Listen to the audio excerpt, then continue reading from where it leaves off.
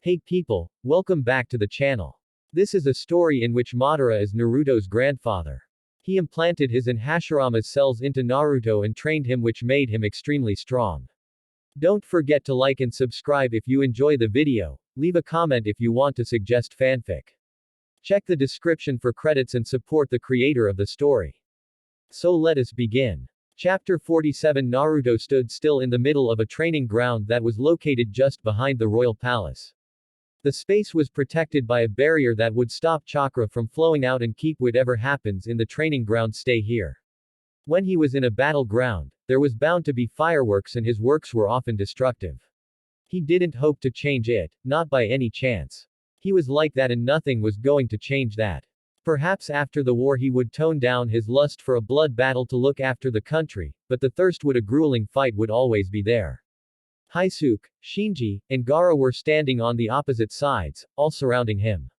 Mei was just settling on the side along with Konan and Tamari. The Mizukage preferred to watch things unfold rather than join in the battle. While she didn't have a problem with the occasional sparring session, she wasn't particularly in the mood for one. Still, catching Naruto off guard and pummeling him would lift her spirits a little. The Emperor was only wearing a red long-sleeved shirt, black shinobi pants and black shinobi boots. His usual kimono was put aside. Don't hold back. Give it your all, Naruto said in a slightly detached tone, expression masked with impassiveness. This was the first time they were ever going against the Emperor in a real battle, Hashirama and Shinji. They'd never been given a chance to test their strength against the man who called chakra his. You ready? Hashirama said, looking to the side at Shinji. Not really, Shinji responded.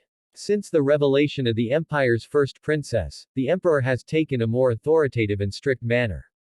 But it can't be helped, he added, getting into a stance.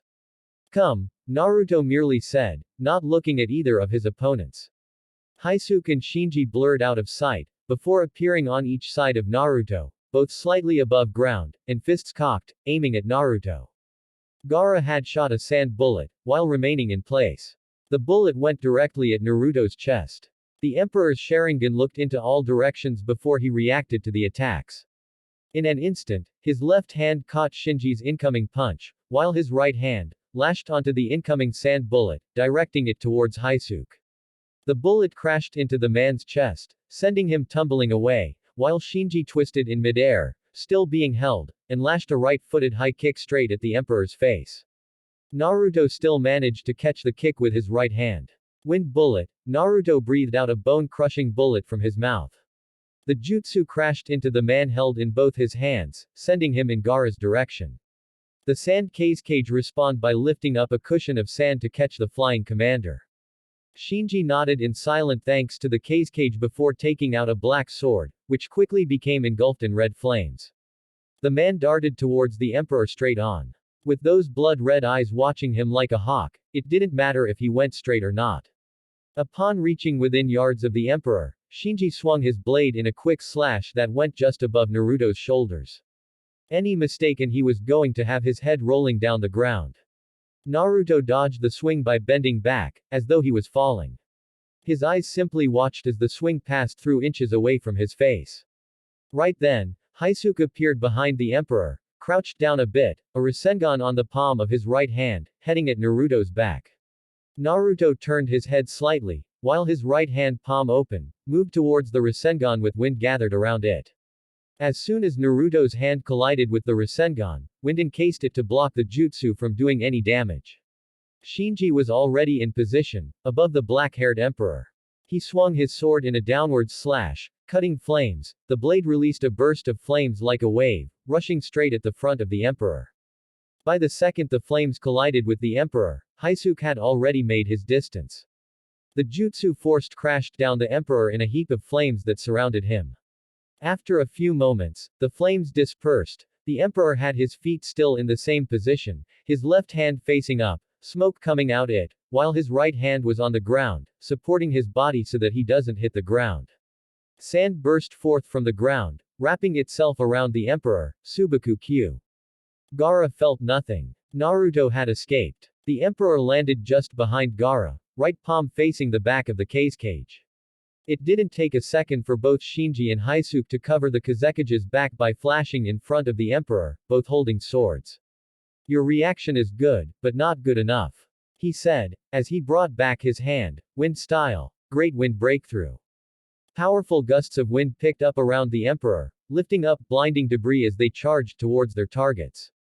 The jutsu slammed straight into both Shinji and Hisuke, sending them flying. Gaara merely raising a shield of sand behind him to avoid the powerful gusts. It didn't take long for both Shinji and Hisuke to recover from being hit.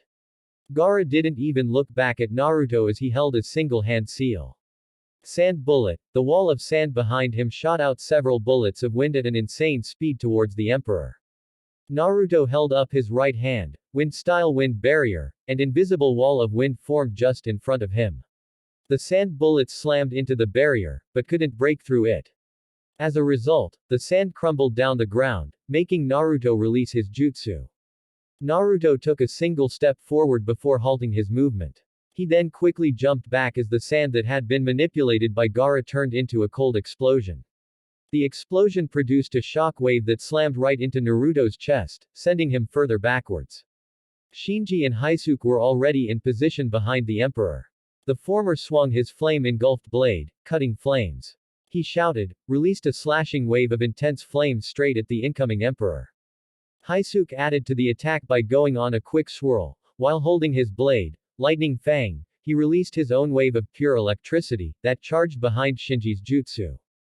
Naruto didn't tempt fate, he quickly released a portion of his Susanoo as defense against the jutsus that were going to no doubt put a mark on his body. The jutsus crashed into the back of his Susanoo, culminating in a fiery of fireworks and a dance of the lightning. Despite having a portion of his Susanoo activated, Naruto was still sent straight at the waiting cage, who had his right hand facing him with its palm open. Naruto could see tiny amounts of sand in front of the former Jinchuriki. He just couldn't see what the cage was trying to do as this was something new to him.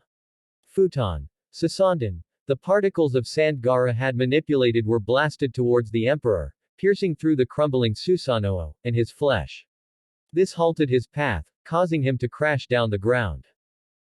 Naruto didn't get the time to examine his bleeding self as Hisuke suddenly crashed down behind him before stabbing his blade into the ground. Lightning shock. Lightning bolts burst forth from the ground, lighting up around the emperor. Naruto didn't make a sound as the lightning shocked his body, to the point where smoke started pouring out. He looked at Gaara for a moment before getting up on his feet. He then tore off his shirt, revealing some holes leaking blood. He couldn't move back then, and he could feel foreign chakra inside his system. He really hated when someone attempted to control his movements. The technique was rather dangerous though. It couldn't kill him nonetheless. I guess I should try to fight, the emperor said as he prepared to flush out the chakra that had invaded his system so that he could close his wounds. He released a quick burst of chakra, flushing out the insects inside his body. It didn't take long for the wounds around his body to close. How can you heal so quickly? Yang chakra. It has life properties. It can stabilize all forms of life, the emperor said. That was one way to look at it without saying anything unnecessary. Bijou is used to use this chakra superbly by healing the host's wounds. Naruto looked up to think before speaking again. The three of you are cage-level shinobi, do not disappoint me. Shinji didn't need a second invitation. The commander blurred into the sight just above Naruto, swinging his blade in a downward slash. The emperor reacted by summoning his gunbai, which he placed just above him. Shinji's blade crashed into the face of the gunbai, devouring flames. Shinji released flames that were like lava. The flames burst forth quickly covering the entire gunbai, but didn't go past that. While this was happening, Hisuke flashed behind the emperor, both hands holding the hilt of his lightning blade. He swung the blade in a horizontal slash that was aimed straight at Naruto's midsection. The emperor used his free left hand, he moved it behind him, before flicking it, simultaneously, with Uchiha Return. The deathly intense flames exploded in the face of his gunbai, while a wind bullet was released from his finger. Though Haisuke didn't see the bullet, he knew it was coming, thus he jumped up to avoid it. Shinji had expected for the Emperor to use Uchiha Return, thus he was able to escape being hit by his own jutsu. Naruto twirled in a blurry movement that ended up by Haisuke falling straight into his right hand, being grabbed by the neck while lifted up above the ground. Shall I begin with my counter-attack? Or will you activate your amour? Later the image that has become familiar to the walls that surrounded the throne room was painted once more. The Emperor was sitting on his throne, left eye partially opened while right hand held up his face, which was leaned to the right side. Samui walked into the throne room with Etsu in both her hands, held gently around her chest. You done already? Naruto gave small nod. It was a bit disappointing to me, but they are still sharp enough to handle their duties extremely well. That was only if they didn't have to go against someone like him in battle. Not everyone is a monster, Samui said. I certainly hope you don't take after your father, dear, she added with a whisper towards her daughter. She stopped just beside the throne and remained standing on its left side. I should make you your own seat beside me, Naruto said in a thoughtful tone. His left eye turned to Samui without his head turning. It will be best if she takes after that warm side you hide behind that mask of coldness. I thought you'd wish for her to be like you, despite her being a girl. Naruto gave a ghost shrug before he responded. There can only be one Uchiha Naruto. I named her Uzumaki Itsuko because I wish for her to be Itsuko, not me. Samui merely nodded before falling silent as she pondered on a few things. Why did you really visit Konoha, Naruto? Create a clone and take her away. She's sleeping. I know, but do it, Naruto responded firmly, causing Samui to sigh before she did as told. I wanted to confirm the atmosphere around that village. The leaders didn't seem hostile, but the people were. It is possible for Konoha to fight in the war despite my earlier reservations. What makes you think so? Konoha isn't the buildings or the Hokage, it is the people.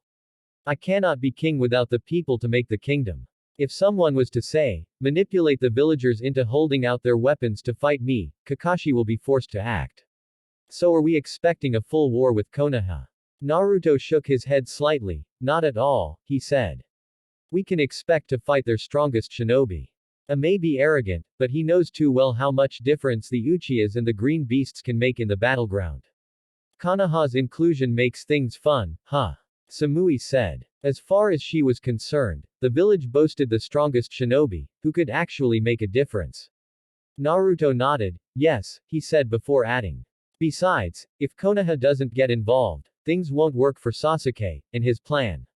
What is he planning? Who knows? Naruto responded with a slight indifferent shrug of his shoulders. Iron Country A could only frown and grit his teeth in anger when he thought of how Naruto had so embarrassed the cages the last time they'd come to this place. He'd never been so beat in his entire life as a cage, but that arrogant bastard had beaten all 5 cages single-handedly. Even going as far as smacking around the woman he was to marry. I could never work around that relationship, but he really hated to relive those moments. Those bloody eyes had stared them down, looking at them as though they were mere children playing in the sand. He wasn't going to allow that embarrassment to befall him again. Not ever. Not again. If something like that were to occur once more, then it would be the end of him. The next time he was ever going to face the Emperor would be in a battle of death. He wasn't going to allow that man to continue contaminating the very air he breathed. His existence needed to be ended, and soon. He has prepared himself over the years, gathering all intel he could get his hands on just so he could have a better hand in dealing with that man who so called himself the Emperor.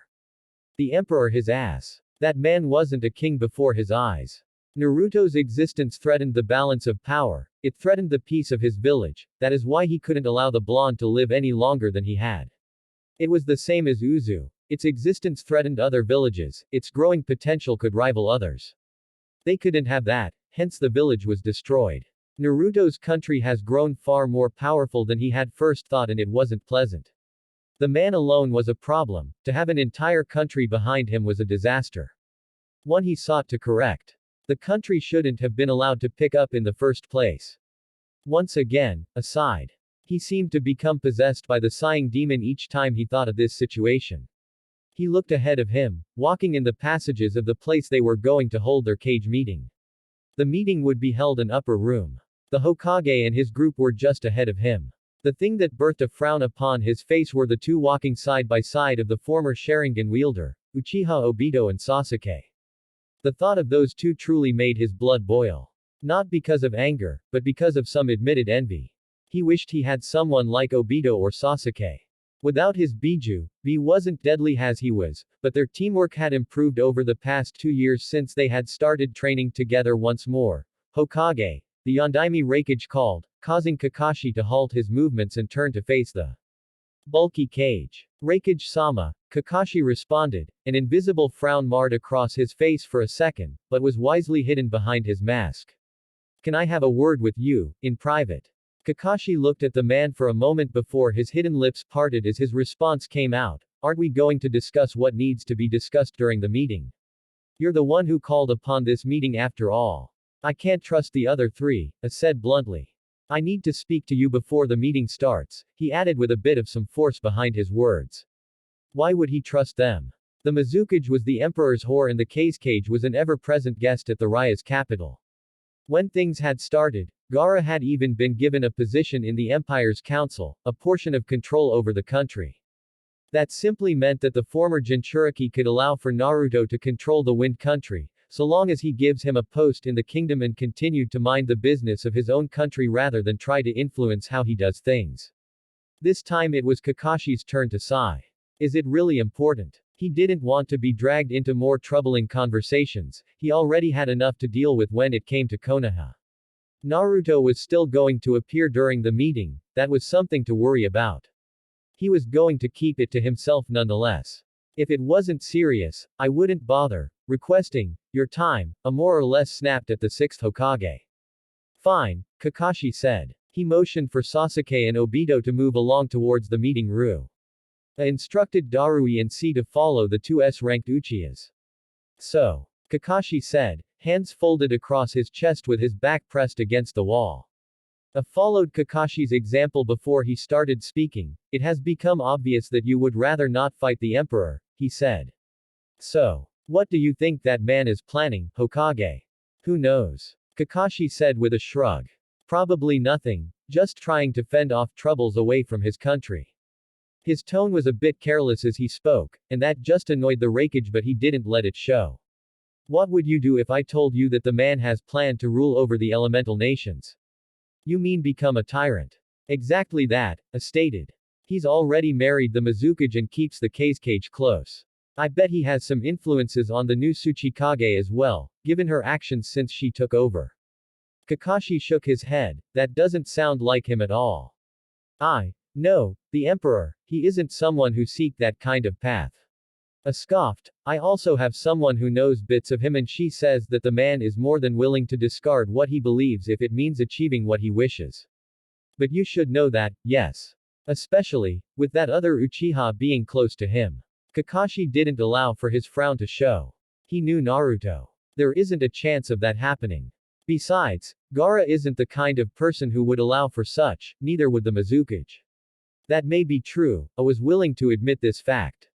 However, what do you think the Cage will do? Oppose the emperor and risk losing the people he loves and cripple Suna, or continue as things have been? Kakashi's frown deepened. According to Sasuke, despite being the so-called emperor, Naruto actually allowed whoever was the prime minister to rule over his empire. He was more of a figurehead than anything. But lately, things have changed. Still, Naruto has shown that he is willing to sit back and just watch the show. So even if he seeks to rule over the elemental nations, he is most likely to allow them to rule as they like.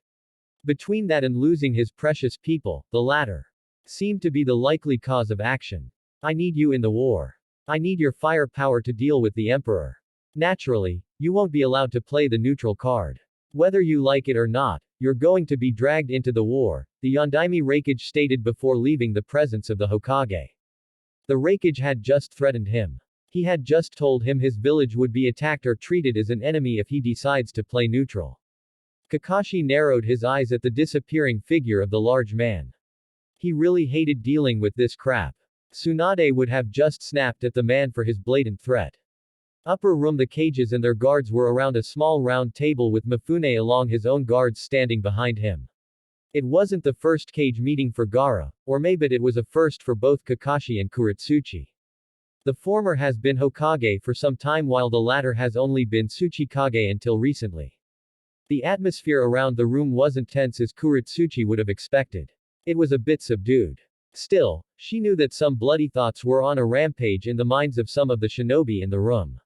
The first thought was the Yondaime Raikage. The man had a rather stern look on his face, looking all business and ready to battle at any given time. Mei looked at the only other woman in her position, Tsuchikage Dono, she said with a warm smile. I heard what occurred and I'm truly sorry you lost your grandfather. Snorted. He wasn't going to miss that stubborn old man. While he respected the old man for his experiences and the knowledge he brought in battle, he had never grown to like him. At least his death wasn't for waste. In fact, it had given him some intel about Naruto's weakness and more than 11,000 strong men ready to die in fighting the emperor. Yay right, Kuretsuchi scoffed sarcastically. She knew the woman was being honest, but she just couldn't help herself, especially when the woman was married to the man who killed her grandfather. Mei didn't lose her smile, but she didn't say anything further. She looked at the masked Kakashi, and offered him a smile. You look well. She said. Got no reason not to be, Kakashi said with a shrug of his right shoulder. You look pleasant yourself. The emperor treating you well, I hope. Mei wanted to frown, but she held her mask before responding. Yes, she simply said. I didn't call you here for small talk, butted in strongly. You can do that on your free time, he added. Why did you call us here, then? Gaara questioned. He knew exactly why the Raikage called them to this meeting, but the man should know that he wasn't going to betray the emperor nor was Mei. Before it could respond, Mifune cleared his throat. No one seems to be questioning the legitimacy of the Tsuchikage, so we will go ahead. I will rather the meeting proceed in the same manner as the last one. As the neutral party, I will chair the proceedings. Does anyone disagree with this? All shook their heads, prompting Mifune to add on. Now then, Raikage Dono, will you state the reason you've called this meeting?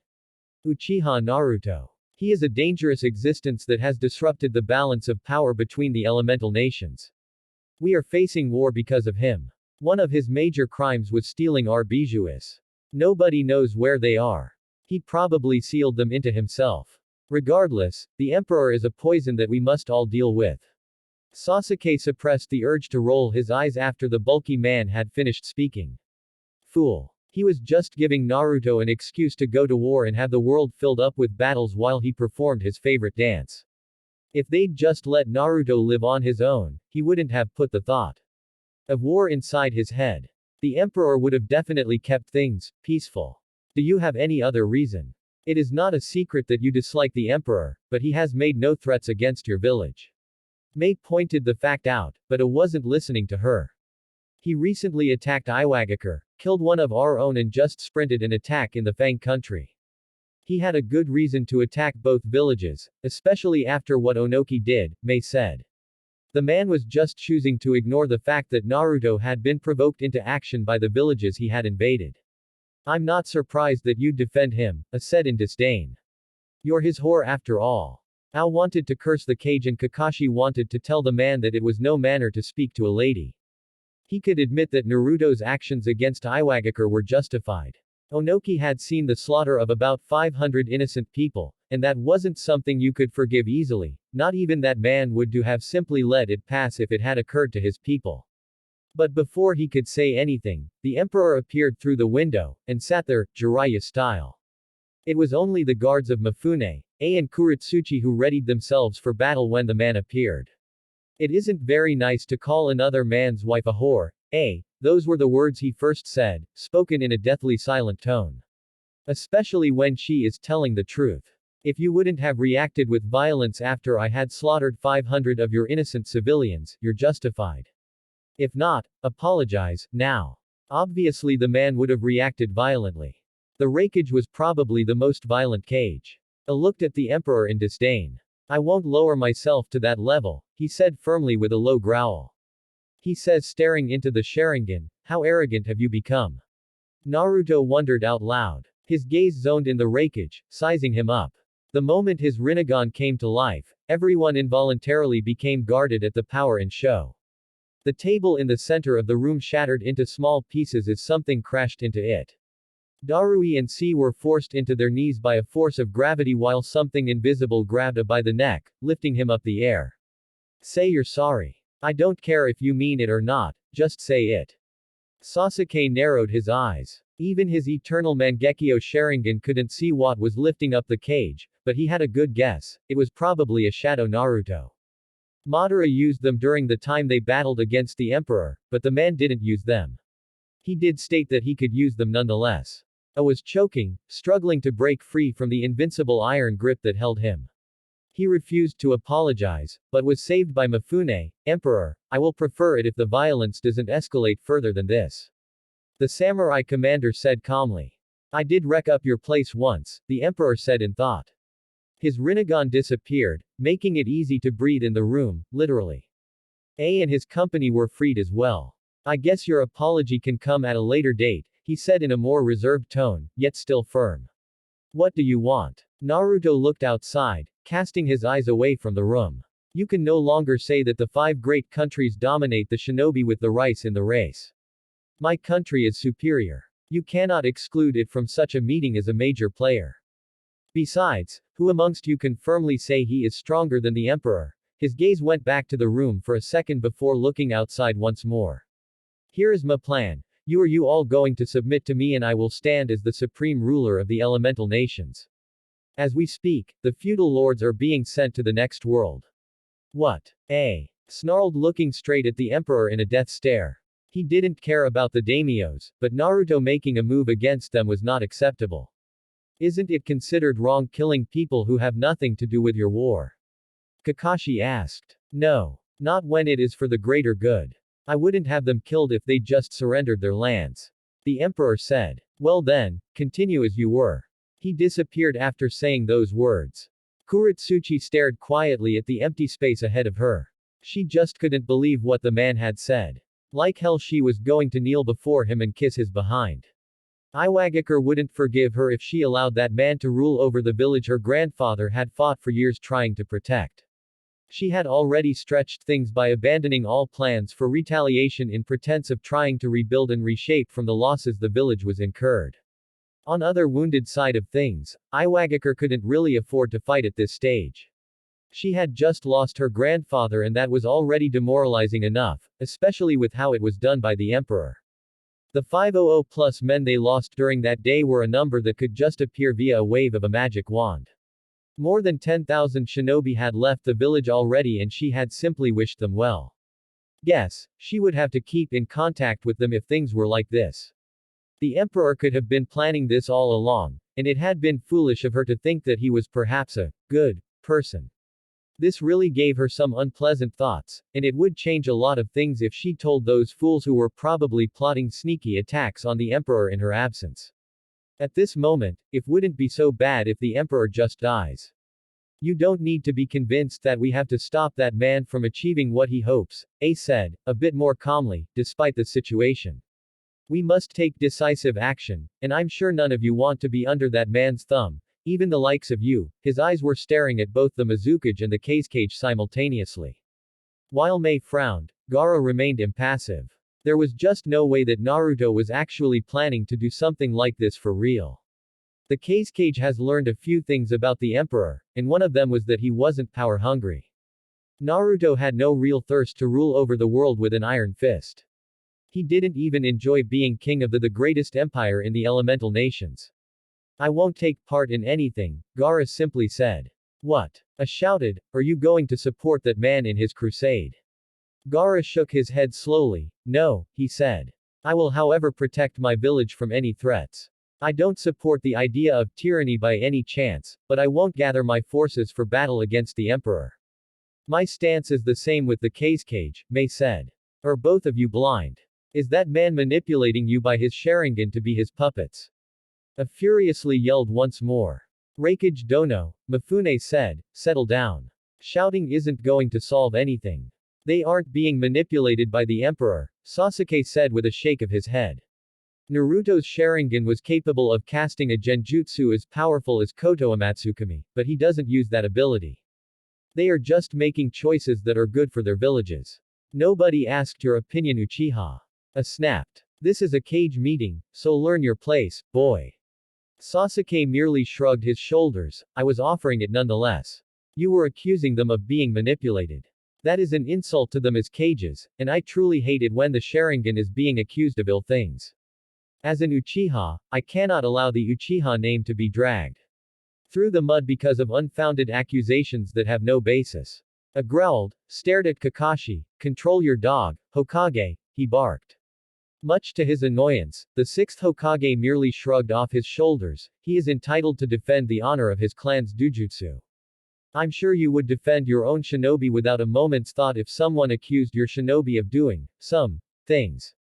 Once again, I growled, but offered no response to the Hokage. His stern gaze turned towards the cage. Well, if you're not going to help us with anything, you can leave. Those who remain here will be allies.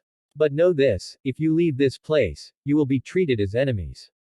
Gaara didn't even need to think about it. Thank you for the warning, he said, rising up from his seat. Excuse me, he said before Temari and Kankuro followed him from behind. Mei lingered for a few more moments before she went away. Once they were gone, I took charge of things once again. How are we going to proceed with things then? I say we form an alliance. I can't afford to join that, Kuritsuchi said. But I can give you locations of the man who has run away with the 10,000 strong army of Iwa. That will do. I looked content with that. Hokage. Kakashi appeared thoughtful for a few moments. He didn't say anything until he had stood up. My select shinobi will engage the Emperor and the Emperor only. We won't be dragged into any more needless battles. The moon. There was only one thing for Hagoromo to do when Naruto appeared into his given space. Frown. He could never get that look off his face with just the thought of the man, no matter how much his brother tried to get him to be a little better at handling his differences with the Emperor. It was even worse now since the man had so bravely come to the moon. He now occupied with his brother while guarding the other half of Uchiha Naruto. Surely, it would spell trouble if someone got their hands on the Emperor's power. Still, what good would it be if he was able to hand over the chakra to someone in the elemental nations? The only thing that could defeat Uchiha Naruto was Uchiha Naruto. A dose of his own power could do some damage. A pity his chakra could no longer leave this place. That wasn't the case for Hamura though. His brother wouldn't agree to partake in his schemes though, and that was just a disappointment. The Sage of Six Paths simply watched as Naruto slowly walked within the hall of the castle he occupied with his brother. The hall was just an empty space with a throne that had a body. The body was just a mask. There was no consciousness there, just a mass of chakra in the form of a sealed beast. Hagoromo's own form was floating on the throne's right hand. What do you want? That isn't a very nice way to greet me, now is it? But it doesn't matter, the Emperor said, settling to stand just away from the sage and the throne. I was bored down there. Hagoromo didn't find that hard to believe. He thought that only a bloody battle was enough to excite the man. Without any real battles and any strong opponent to challenge him, he had to be bored. The man did like to settle, but every now and then, there was a need for a good battle. Since he fought against Madara and Sasuke in that brutal fight that could have killed him if things had worked perfectly, there hasn't been any challenging fight for him. I thought filling the world with plants of the divine forest would be enough, Hagoromo said. Are you planning on using the eternal Tsukuyomi like Madara wanted? You've set up preparations well, and you're just one step from doing that. I've been tempted to put the elemental nations under the genjutsu but only to see what it would be like. Haven't you been curious? Have you not thought of standing above all humans and watch them have dreamed their perfect worlds? Hagoromo gave an outright, no. Of course you wouldn't. You're not like your mother, the Emperor stated. My Rinnegan is normal. Performing the eternal Tsukuyomi requires the third eye and my third eye is in that part of me, he added, pointing at his sealed half. You came here for it, then. No. I don't need to go that far to subdue the elemental nations, the Emperor said. I merely came here to kill some boredom. You've always been able to entertain me. Hagoromo narrowed his eyes, so I guess telling the cages that you wish to rule over the elemental nations is just setting the stage for your entertainment. Naturally, telling the cages was just one way to get them to increase their efforts in preparation for war. Some wanted to fight, but didn't have the reason to give it their all. The emperor's proclamation was just one way to strengthen everyone's thirst to kill him. Even more, killing the daimyos was just a way to symbolize his intention about the issue. More or less, Naruto said. I am going to war, why not get a kick out of him? Don't people like you always say, try to get the best out of every situation. You're applying the concept in a wrong situation. War is war, regardless of how you look at it. You only do this to satisfy your hunger for a real battle, Hashirama said strongly. I thought having a child would change you. Even if it meant a little, the sage shook his head slightly. Hashirama, do you not see the state of the world? The sage became quiet for a few moments before responding, what, are you going to bring that card of, I tried solving things in a peaceful manner. Both you and I know you never expected both Gaara and Mei to succeed. Why wouldn't I? Naruto cocked his head to the side a little. Don't you agree that Gaara and Mei were both suited enough to persuade others to abandon their weapons and sit down with the intention of treaties? Hashirama didn't want to admit that he was disappointed with some of the cage's resistance. They just didn't want to listen to reason. Their fear of the emperor exceeded his expectations. Fear was a scary thing, but for them to refute any chance for peace simply because of one man was just outrageous. But still, that doesn't change the fact that a part of you was somewhat happy that they failed. That doesn't change the fact that I would have accepted the peace they brought if they had succeeded, Naruto said before adding after a pause. You know it, don't you? I would not have trampled on the peace they would have created. Simply, I would have learned to deal with the change. I gave the world a chance, but it yielded no results. Hashirama frowned. Naruto was certainly right, he would have accepted the peace and wouldn't have done anything to destroy it. The emperor was just like that. So now you are going to do things your way, huh? Yes. I have always spoken about being fair, haven't I? I gave the world a chance, and now I do things my way, Naruto said. To correct you, I have changed, a little. The idea of the cages playing the palm of my hand has always been in my thoughts. Konoha rejected me because it couldn't understand me. The elemental nations, some of them at least, have rejected me because they fear me. What is fair in the situation? What must I do to accommodate my own existence? Hashirama didn't answer. I can simply take away all the chakra in the elemental nations and brainwash all enemies to think they have reconciled with the emperor. With all the chakra I can harness, it is possible for my Sharingan to do so, the emperor stated calmly. I will however not do that. If the current world has rejected me, I will reject it as well and create a new world where the emperor can live in peace. You know that will only spark more hatred on you. Yes, they will hate me, but I'm not particularly concerned by that. The current Iwagakure will eventually warm up to me in a few years to come. The Rice and Kiri worship me and Suna likes me. I care not for Konoha. They will hate me for now, but eventually, when my time expires, they will let it slide, especially when I'm going to treat them with care. Hashirama snorted at the last words. He was certain Naruto wasn't going to do anything. He was just going to stand on top of the elemental nations as the omnipotent god, but actually do nothing to rule over the world.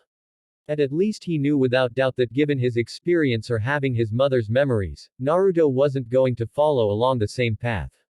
Power hasn't corrupted him. It spoke volumes with him being able to give it up to be able to live as a human. He was just too stupid to notice it. Why don't you just die now? If you die, no one is going to attack your kingdom. Peace will be brought. Naruto found Hashirama's statement to be very amusing. No. I have no desire to do so. I grew up without a father. I do not wish for my own to grow up like that. At least if I can be there for her until she is old enough to understand things, I can watch from afar. The sage sighed. How I wish things were different, he thought mildly. Say, Hashirama, what would you say if I gave your bones flesh and put in your spirit? Just so we can actually have an exciting dance with our bodies drenched in sweat and blood. As Naruto patiently waited for an answer that wasn't going to come, Hamura appeared on the left side of the throne, standing on both feet. Emperor, he started.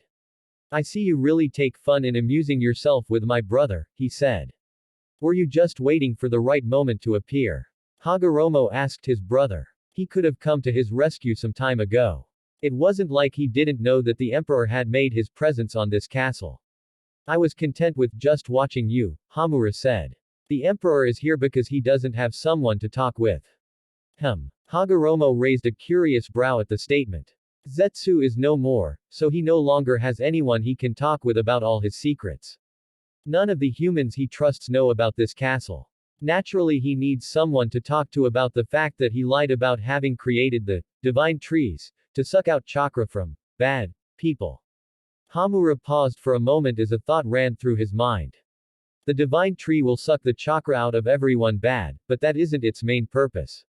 While on his throne, he can control all the trees, and can use them to wipe out armies if the war takes longer or if he grows bored of it. Isn't that right, Emperor? Naruto smiled. A little. I think I'm going to start liking your brother, Hagoromo. He understands me better, he said. That is of no consequence to me, the sage responded firmly. I thought you would have told that woman everything. Isn't it that you trust her more than anyone? True, but knowing too much isn't good for normal people. Besides, there are things that need to be kept hidden. The tablet you left behind did no good for Madara. Zetsu had manipulated some things, nonetheless, it just shows you that not all things are to be told, the emperor said. Hamura nodded. I would rather some things be kept sealed for all eternity. If someone stumbles upon those things while you're asleep, it won't do any good, he said. Despite separating his inhuman part from the human, Naruto still couldn't die from old age. The emperor had his mother's DNA in him after all. Still, I'd assumed you would choose to take back chakra from all humans. Chakra doesn't make people do crazy things. It is their intentions that make them do dirty tricks, Naruto said. I'm curious, if the three of us engaged in a battle, who would win? Seriously. You wouldn't win against brother and I, Hamura said firmly. Omegakure, Obito, Nagato said, seeing the former comrade of his enter his office. What do you want? Make it quick. There is really no need to be hostile, Nagato, Obito said. I said make it quick. Obito sighed. How many pills did he have to take just to be able to get this done? He had done so many wrongs in his past life. So many things that were not pleasant. Nagato was one of them. He had really manipulated the man. He was nothing now. Just an enemy. I have a proposal for you. What makes you think I will listen to what you have to say? Nagato asked in a quiet tone.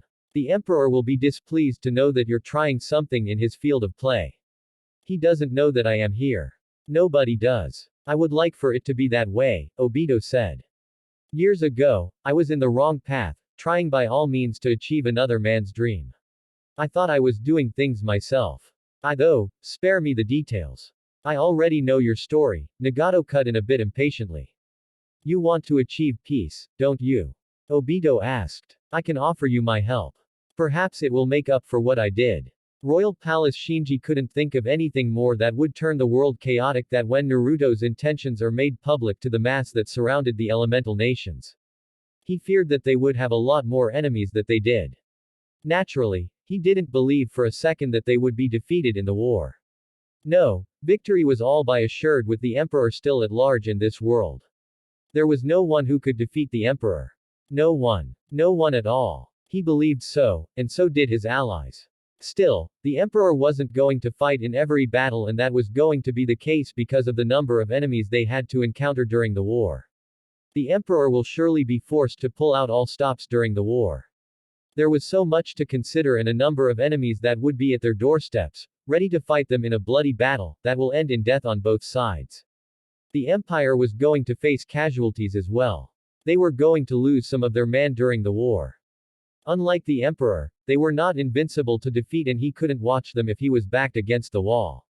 For now, he just had to contain the fact that the emperor has a child within the palace. If the news left the palace, it would make things nasty. Things were surely going to get more troublesome if such information was to spread all over the nations. He would have a lot of enemies to fend off, and given their numbers, they would be greatly exhausted without the emperor fighting by their side. The reason the emperor even went ahead with creating the Great Wall was because he acknowledged that despite the rice country being a powerful nation, it couldn't fight off attacks from villages such as Iwa and Kumogakure combined without him expending much chakra throughout the battlefields. They didn't have as much shinobi as other villages. Nevertheless, they made up for it with quality. Surely, he could hit his chest and proclaim that there was no nation that had finer shinobi than the rice. Taking his place in a kneeling position before the emperor, in the throne room, Shinji cleared his thoughts and spoke, Your Majesty, why did you tell the Hokage that you sought for control over the elemental nations? The emperor had said it was only a possibility, and he didn't think he had gone to the summit to say that. Besides, the emperor wasn't a control freak, evidenced by how he has been willing to allow others to run his empire while he simply watched to ensure that nothing got out of control. The Raikage had informed Kakashi that I wanted to rule over all nations. It makes things interesting when the Raikage's suspicions are confirmed, and when Kakashi is given a more suitable reason to fight, the emperor said. Shinji nodded. He wasn't about to question the emperor about the fact that he had just invited trouble. Shall we expect Konoha to attack our borders as well? No, Naruto said. Konoha will only come after me when the time is right. Kakashi wasn't going to send his shinobi to their deaths. Konoha has already lost too much, and knowing him, he would only be interested in fighting the real battle rather than fight other battles. I see, that was what the emperor probably wanted. Even in the face of unavoidable deaths, he was still looking for fun. We're going to face casualties during the war. That is a consequence of war. It wouldn't be fair if we didn't lose anything, Naruto said. How are the preparations going? Smoothly. We're expecting Kumogakure to offer up to 14,000 shinobi to the war. Its allies are likely to offer a further 3,500. There is already the 10,000 from Iwagakure. We don't know if there are other enemies in waiting, but we may face up to 30,000 enemy shinobi. Shinji said. Nagato has prepared 5,000 forces. 4,000 of which will be stationed around the reign to stop any attacks on the country. 1,000 will be sent to guard the borders of our allies. Naruto nodded. Have a message sent to Nagato. Tell him he has been summoned, he said. Karen should be called as well. Her power will be useful in sniffing out hidden enemies. I would rather not have my shinobi perishing under ambushes. Do you think she will like it? She has said she wants nothing to do with your. It doesn't matter if she likes it or not. It has to be done. That was the law. Shinji had no argument. Our success will depend on you drastically reducing the enemy numbers. Naturally. The capital will be fortified and we'll make sure no one reaches it. Shinji said. Should I go fetch him myself? Naruto shook his head slightly. You have your duties. Send someone who can make it quick, he said. Hi. Shinji saluted before disappearing in a flash. An hour later Yugao had no reason to smile as she walked into the throne room. She had no reason to smile at the emperor. She could only frown at the cold-hearted man who she once called her lover and shared a bed with him. She had even gone as far as to move in with him at the Uchiha compound. And what did she get in return from him? Nothing. He didn't seem to try as much as he should have, he didn't seem to care about it. She had put much more effort in the relationship, but it had broken up because of his actions, lack of rather. Naruto just didn't try. He acknowledged his faults, but did nothing to correct them. Oh, he was rather wonderful and a master in pointing out his faults. Getting him to correct those faults was no different than trying to stab a biju to death by a kunai. In some situations that Yugao has found herself, she has questioned what she even saw in the man to actually love him. Yugao stared at the left eye that stared back at her. The emperor was in the comfort of his throne, head resting on his left shoulder. The expression of his. She couldn't read. She has tried that before, but nothing ever came up from the quest. Stopping at a good distance, Yugao opened her mouth to speak, but no words came out. She shut her lips and settled for sorting out her thoughts. Naruto didn't have such problems. I'd assumed you'd be here some time ago. The sun has already set and I was thinking of retreating to my quarters. I could have come there. Or am I not allowed in your private quarters?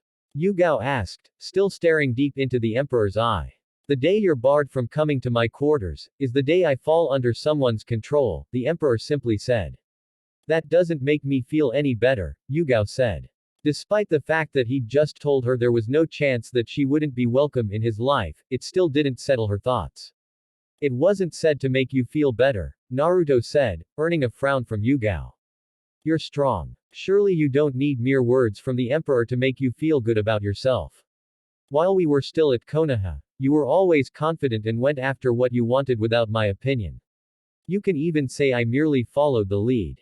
That still doesn't make me feel any better, Yugao said. But that just shows you how much less you understand about women, or how to deal with them. I thought May would change a few things. But you make yourself undesirable. Is that so? Naruto asked. Won't you teach me about women, then? To make me desirable, as you say. Are you amusing yourself? Perhaps, Naruto said. Then, I will do it. Good. Your quarters have already been prepared. You're free to move in any day and time you choose, the emperor said. Yugao. He called her by her name. Naruto almost never did that. I require your counsel. Amuse me, Yugao simply said, though surprised he would require her to offer him advice on a matter, possibly personal. May is rather displeased with the situation at hand. Nothing with her has been resolved and I doubt she will be returning to the capital anytime soon. She refuses to talk things out with Samui, and I do not wish for Etsu to grow up in a hostile situation. Yugao sighed. Naruto. You slept with another woman behind your wife's back and got her pregnant. You kept the pregnancy a secret until recently. I'd understand with me, we're no longer in a relationship. But May is your wife and you didn't offer her an apology. What do you expect from her? To be more understanding. Dealing with you is already a pain, she said, her voice shrill. How do you think anyone would feel if their husband had an illegitimate child with another woman? Estuko is not an illegitimate child. What is that supposed to mean? It is not important, Naruto said. You're impossible. Yugao almost shouted. I'm sorry, but I can't help you, she said, shaking her head negatively. Pity. I'd thought you'd offer some help. But it doesn't matter anyway. As long as her mother stays by her side, she will be shielded from all the negativity, Naruto said. When can I expect you? Tomorrow, Yugao said. Naruto. You once asked me why I move here even when I had told you I couldn't leave Konoha. I didn't offer you a response back then. Do you want to know I came here, leaving everything behind? Naruto merely stared at her. I left everything behind for you. I thought we could start over with our relationship. Her tone was bitter, a sad smile complementing it. But that doesn't seem like a possibility at this stage. Honestly, I don't even know if it is possible to fix you. You think so? More or less, Yugao said. I don't want to regret the choice I made in leaving Konoha, Naruto. I don't want to. Coming here was the right choice for my heart. Then do what you must to ensure that you don't regret your choice. As for fixing me, there is nothing to fix. I'm alright as am. I just need to consider other people's opinions. A little. You may not even do that, despite saying otherwise. You know me well, Naruto said. I was at Konoha a few days ago, and I was given a bowl of ramen. I'd forgotten how good it tasted. I'm open to go there now and get 1 or 2 bowls. Is this your way of trying to make things better or just asking me out? What do you think? Iwagakure, how bold of you to show yourself before me after the stunt you just pulled during the cage meeting, Kuretsuchi said, expression stern and tone sharp. The emperor made himself comfortable on the chair in front of Kuretsuchi's desk before he offered his response. Bold. Do I have to be brave to appear before you? What is this thing about a stunt? You know what I mean, the Yondaime Tsuchikage snarled. You really enjoy making enemies, don't you? And I was thinking that perhaps you were different, a shake of her head accompanied those words. I take no joy in creating enemies. The matter is simple. Ideals clash and as a result people will clash. He wouldn't deny that he does take joy in a good battle, but he wasn't say it aloud to this woman. If you're following a dark path you will clash with other people, Kuretsuchi said in a firm tone. Apparently. But that depends on what the world sees as right and wrong, the emperor paused. A more thoughtful look touched his front of a few seconds before his lips parted as he continued speaking. Humans are really quick to judge. Mere words have already crushed that, right, perception you once held about me. Really. You words left for no argument. If you're saying you have no such plans, then I'll be more than willing to admit my faults. Kuretsuchi gave the emperor a daring look. Plans are there, he wasn't going to confirm whether it was the same she had in mind or not. It was safe to allow time to pass while the world assumes the worst. What do you want? Kuretsuchi demanded. If you've come here to see if I will surrender peacefully, then the answer is a clear, no. I see, the emperor said. Then there is no use in keeping you alive if you're not going to help in my cause. He paused, looking into the shocked expression of the Yondaime Tsuchikage. Or not. That wasn't funny. Kuretsuchi growled, fists clenched. I'm granting you leadership of the Earth country. My men have eliminated the previous daimyo and everyone who had ties with him. This has left the Earth without a leader. I refuse. I see. Naruto stood up from the chair. I will send someone from the capital to do it then. If your men attempt to disturb my hold, I will be displeased. Rest assured though, I have no interest in usurping you as Tsuchikage. My hold over this country will only be after the war, he said. It didn't matter if the woman believed him or not. Do you think you will get away with this? Everyone has his day. No matter how powerful you are, you can't run the nations about and expect to get away with it.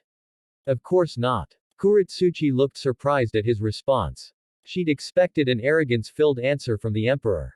Humans are born. They live, they experience both joy and pain, and then they die. The end is always waiting. Regardless of how powerful one is, the end will come. So long as you're a human.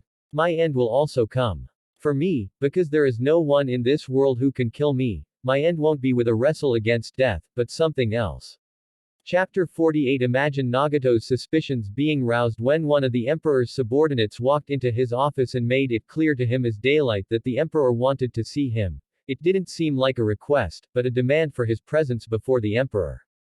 Given the expression and forcefulness of the man who'd walked confidently into his office, Nagato assumed it wasn't a request. The emperor was demanding his presence. He had been surprised. Really. Before that, Naruto hadn't so much as requested his presence in a long time, even when he declined to be present in some of the meetings held within this palace. Nagato did have important matters to deal with in Omegakure. He always has. It wasn't even safe for him to be away from his country at this stage, especially with the war this man has instigated coming into the front lines. It is of importance to note that without Naruto, a war would not be gracing the elemental nations. Then again, he didn't loathe the idea of a war. In fact, he prefers things playing in this way. He would have started it himself when time was convenient to his plans. Without doubt the emperor could and would thin down number of the enemies, and that would ease things for him. Without too much opposition to face, he wouldn't have to exhaust his resources and it would be easier to move about without too much resistance.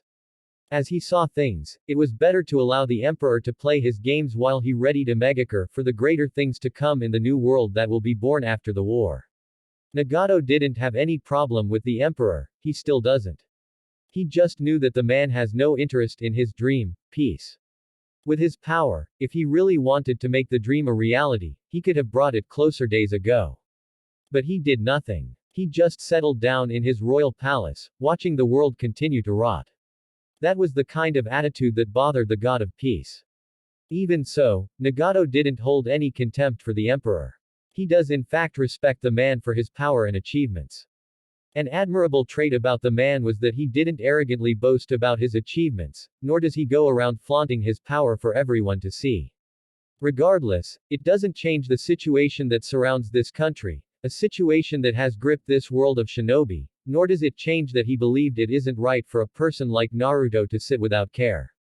The man only cares, to a certain degree, about his kingdom. Nothing more or less. Gaara's crusade with Mei produced no results. Nagato didn't find that to be a surprise. Not at all. While he may no longer believe that peace can only be achieved through pain, he knew that as long as one situation remains in this world, nothing would be achieved through meaningless talks. Hence he has always declined to commit in meetings held by those two. Having being called by the emperor, Nagato hadn't wasted time, despite having stared at the temptation to relax just to see what the man would do if he said he was busy with protecting his country to honor his call. He decided it best to leave some things be. The emperor has a nasty streak about him, his power wasn't just a myth senseis tell their students, it was the real deal. At this stage, Nagato didn't want to tempt things. He just wanted to see through this war. He wanted to live another day to grasp peace with both his hands. As soon as he walked into the throne room, Nagato was greeted by an eerie silence and darkness. An oppressing wave of power wrestled with him, trying to force him into submission. In fact, there was so much power floating about the hall that Nagato halted for a second to look around to see if there was something wrong. There was none. Having been once hailed as a god, Nagato didn't allow himself to be troubled by this greeting. There was no sense of danger, just a load of power moving about without purpose. Nagato shook it off, stealing his own chakra to breathe freely as he would like. The only sound that greeted Nagato ears was the sound of his footsteps, echoing within the large room. He knew the emperor was there. His Rinnegan could see the silhouette settling on the throne. He didn't mind the darkness either. He has in fact done nothing that could change his relationship with the emperor, well, not yet anyway. But there was no reason to be gripped by fear. It was still somewhat amazing how this place could be filled with so much darkness when the outside was bathing in the light of the happy sun. It was almost like he was deep in an underground cave. As soon as Nagato stopped moving, the lights flickered into life. Nagato could now clearly see the emperor. In his usual pose he looked a bit stern. No, his expression resembled that of an emotionless man in power, addressing his underlings without the air of arrogance and superiority. Perhaps that was not quite it as well. Indifference it seemed likely. Yeah, Nagato went along with that line. Nagato, the emperor said, his tone was a twin to the expression on his face. Emperor, Nagato responded automatically. I came as soon as I got the message. I figured it was something urgent, Nagato said, with narrowed eyes, expression purely blank of any emotion, tone as well. Urgent. The emperor seemed to pose a question, but his expression said otherwise. His visible eye just stared straight into Nagato's. The silence that followed the emperor's uttering greeted Nagato with a cold breath that pushed him to give a response, despite knowing full well that the man wasn't looking for an answer. Your messenger was rather forceful. So I assumed it must have been an urgent matter you wished to discuss with me. Was I wrong? Silence once more washed over the room as the emperor just stared at Nagato as if he hadn't said a word. What do you think of this? Lurking war? The emperor asked. Apparently, what Nagato said wasn't worth the effort to give response. Then again, he knew the man wasn't looking for an answer, despite appearances. So maybe he didn't need to respond to what he felt wasn't worth responding to. Nagato shifted his thoughts, showed no displeasure in the emperor, he kept his features schooled, never avoiding the emperor's gaze. He was by no means a weak man. As far as he was concerned, he had more experience with life and battles than the young emperor. It would take a lot for the man to scare him into submission. I believe it is a necessary tragedy that must grace this world for change to occur. With the destruction that is about to occur, it will make rebuilding possible. Nagato said. They couldn't rebuild what wasn't destroyed. It was easy to rebuild than starting a new thing with the current system in place. In principle, the current system had to be destroyed in order for a new system to be founded. The war would do the dirty deed and he would wear the robes of a saint preaching his principles, but he would also wear the gloves of an enforcer if things spiraled out of control. This was a chance to rebuild, reach that peace he dreamt of during those days he was with Jiraiya. It looked closer now. He could feel its breath touching his skin. It was just a matter of time and a few things shifting into positions and his dream would come to life. The emperor still continued to stare at Nagato, unblinking as he was. But the god of Omegakure wasn't unnerved by it. It didn't look like the man was trying to break into his mask to spy into his soul. Yes, those eyes could make you feel exposed at times, but this look was just another, the look of a man staring down at something a bit peculiar. I believe so as well, Naruto finally said. However, the war will bring about much consequences. Not that I care for it, but for my allies and for the sake of my word, I must tread carefully. Nagato narrowed his eyes a bit. That was a bit surprising to hear from the man. Nagato knew Naruto wasn't stupid. Not by any chance. You could say he was because he doesn't use his mind that much, no offense meant to the emperor. Granted, he was still the same battle-loving shinobi, consequences be damned, is kind of what he would have expected. Perhaps even the emperor can change. Nagato snorted at the thought. It was highly unlikely. But still possible. The possibility of it occurring wasn't just tangible enough for Nagato to grasp so to fully believe, but it was there. Still, what kind of consequences will follow after the war? Isn't that the man planned to subdue the other nations beyond his control? There wasn't a necessity to subdue the smaller nations. Naruto would take no interest in them. The 5 great countries were of importance. You control them, you control the elemental nations. But still, anything could be dealt with if he was in control. Not unless it was hatred that the emperor was afraid of. No, afraid is the wrong word. He did just say he didn't care, but was concerned about the state of his allies. Hatred was plague that has troubled the elemental nations for generations, it has been the main force behind wars. And he knew more than anyone that hatred didn't just disappear under the light of a moon on a summer's night. By seeking to control the other countries, we are likely to be hated by the nations. To them, we will be oppressing their freedom. Many loved ones will be lost and we will take the blame for it. The outsiders will hate us while our people will revere us for victory against our enemies, Nagato said, saying a bit of his thoughts. Of course the we part was just for show. There was no we in anything. He'd originally thought the emperor had not instructed for Omegakure to prepare for war because he didn't want them involved. The thought was foolish though. Whether they liked it or not, they would be forced to take part in the war. Nagato knew it. However, if they focused on defense rather than offense, their part in subduing any nation will be minimum, or none at all. Nagato thought it was likely going to be the latter. Someone had to play the good guy and someone had to play the bad guy. The emperor could afford to play any part because he had the power to protect his empire against any storm. It was another matter for him. The emperor's response came in a bit quick this time. Yes, that apparently will become the case. However, not everyone will hate the empire. We have allies. Though they may not agree with the direction, but they will remain allies. Then it shouldn't be a problem if our allies will still favor us. Nagato paused, watching the emperor silently. He had yet to take his eyes off him since he, Nagato, walked in here. Did her perhaps know about Obito's visit? Nagato quickly crushed such thoughts. It wasn't possible for Naruto to know. There wasn't anything that entered Omegakure without his knowledge. Even if the man knew about that loathsome human's visit, there shouldn't be a problem because there was nothing the emperor could do about it. And he doesn't have wards placed inside his tower to block anyone from coming. Do you not think they will change over time? The emperor's tone never changed, but it felt a little heavier than before. A few days ago I believed they would over time.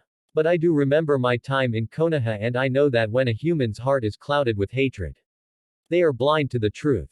That, however, does not rule out the possibility for change. While he didn't particularly care enough, Naruto had yet to lose hope in humanity.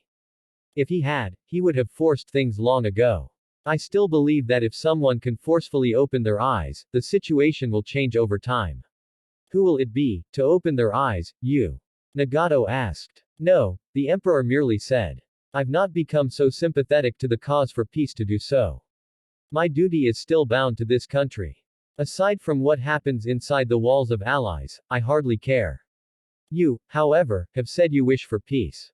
Once I have cleared the war stage, you will take center stage. Does that do it for you? The last part may have sounded like the man wanted his opinion, but Nagato knew better.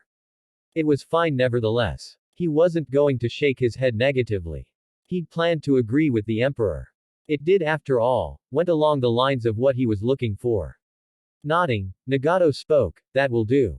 Do you still plan on ruling the elemental nations? He couldn't exactly preach peace when he was working for the devil, now could he? Everyone would just call him a liar, and his word would likely be ignored. No, Naruto didn't elaborate any further. But that will depend, he still didn't give out full details. While his answer was, no, nothing had changed from his previous thoughts. For a moment, he would control the 5 great nations to change a few things. Nagato was just told what he wanted to hear. I see, Nagato said. What will be my duty then? You'll take the defense of our small allies. We don't want anything happening to them, lest they start cursing the emperor for failing to protect them, Naruto said. You take the role of the protector and I will take the role of the aggressor. That will make things simple for you. Ultimately, this will be our last meeting until the war ends. I see, Nagato gave a nod of understanding. What did you mean by tread carefully? What we just discussed. You will play the careful part and I will do what I do best. Nagato wasn't the least surprised by the response. Naruto didn't run away from warning signs. He reveled in them and actually ran towards them.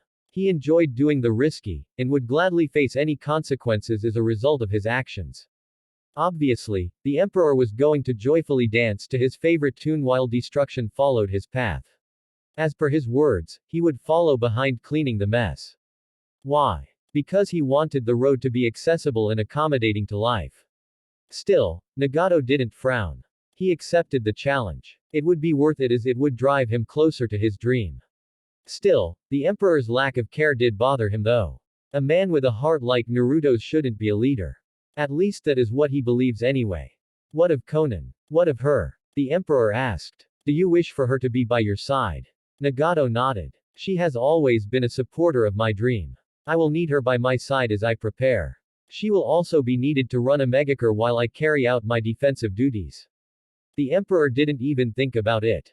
It was almost as if he had expected him to request Conan back to his side. Take her with you when you leave. That said, the lights went out, and the emperor's eye closed. Nagato knew he was dismissed. He didn't waste any further time before swirling around to leave the throne room. At least he got what he wanted. A day later, if Xian were to be honest with herself, the sight she was seeing was really exquisite, breathtaking even. She didn't expect the capital city of the Imperial Kingdom to be so beautiful, full of life and happiness. She expected something dull, the kind of place that mirrored the expression that always settled in the emperor. But she was surprised with what she saw. No, she was shocked with what she saw since she stepped out of the comfort of the royal train, accompanied by the royal guards. She had never been to this place before. People often talked about the capital more often than not, but she never took interest in rumors and gossips. It was just hard to imagine Joy and Naruto in the same room. The emperor was anything but a joyous person. Could she be faulted for thinking that his country wouldn't be any different than him? Hell no. Still, she didn't regret being here. It was nice to breathe in some fresh air from the capital into her lungs. The walk to the royal palace had been pleasant as well. The atmosphere was absolutely different from what she felt outside of the country. There were a lot of troubles with other nations preparing for the upcoming war. But stepping in here, you could never say this was the nation that was going to go against other nations in the war. Then again, they had every reason to be confident and worry-free. They had the emperor to protect them. The man has showed to be an immovable mountain, and it would certainly be mildly interesting to see how he does in the war. No, she had a guess. The question ought to be what he would do. The land of demons wasn't in any trouble because of the war, it wasn't going to reach them. The war was surely going to take place all over the 5 great nations, with attacks coming in from all angles. The security she felt was enough to pull her out of the calm land of hers towards this country to honor her word to the emperor. Still, she didn't know if someone would attempt anything on her just to get to the emperor. Surely, when the enemies find out that she has some relationship with the empire, they will target her life, just to get to the emperor. It wasn't that the emperor would care. Perhaps maybe. Xian couldn't decide which. The royal palace was rather quiet. And it felt peaceful. The air around the passages was really calming to breath. It was as if she was surrounded the green leaves of nature, but there was none. Yet it smelled like nature. Along the way, they did come across a few guards stationed around the passages, watching the palace. 2 large doors came into view after they cut a corner, and Xian felt that this was the place they were heading towards. She felt rather nervous all of the sudden. She was going to meet the emperor once more. This time, in his home. But it was the emperor nonetheless. What sort of image was he going to give her this time? This was like his den. A lion's den, if she could say. And she was walking right into it. Xian let in a long intake of oxygen as she steeled her resolve. Don't stress too much, priestess, Hashirama said, smiling a bit at the woman beside him. His Majesty doesn't bite his guests. Well, that was true, but it depended on what you brought on as a guest. They didn't have that many of guests in the palace. It was almost off limits to most people. The Crystal Palace was a different story altogether. Since it was the HQ of the Prime Minister, the place was rather crowded with people, and most guests were served there rather than here. The emperor rarely left this place after all, and he didn't like the bickering that always took center stage at the Crystal Palace. The bottom line was that there was really nothing for one to worry about when facing the emperor, well, unless you were the enemy. If you were the enemy, the only advice Hashirama would be giving to anyone would be to prepare a will and say the last prayers before stepping into the emperor's ring, because you didn't know if you were going to come back alive or not. Hashirama did know that a lot of people feared the emperor, but he wasn't a scary person, well, when he didn't want to be. He could be quite frightening on his day. That was beside the point though. The main thing was that the emperor wasn't as fearful as people assumed him to be. If he being just a nobody could argue with certain things with the emperor or take a different path than the one the emperor had ordered, what more could a person like Xian do to earn his ire? Still, one always had to be mindful of the line. There was a border you should never cross. Xian sent Haisuke a thankful smile before staring into the threatening doors. Lead the way, she said a bit quietly, and calmly. Her worries all but a memory now. Haisuke nodded and proceeded to head towards the doors. He pushed them open and they were greeted by darkness that consumed them once their backs were turned on the doors, which closed on their own. The only reason Xian didn't freak out was because she could feel Haisuke just beside her. She couldn't feel a damn thing, but as she walked deeper, she felt something powerful. Almost like there was a beast right ahead and they were walking right towards it. She could have stopped, she wanted to. But she just followed Haisuke's footsteps, and never allowed him to get away from him. The man suddenly stopped, and Xian followed his example. Her silence continued as she felt that Haisuke wasn't going to say a word. It was as if he was waiting for something. She couldn't be sure. She couldn't see anything in the darkness. Just ahead of them, a blood-red eye snapped open. Xian nearly jerked up. She would have shrieked even if she didn't recognize the eye of the emperor. There was no any other that she could forget the pattern of that Sharingan. She had dreams about it before she even met the emperor in person.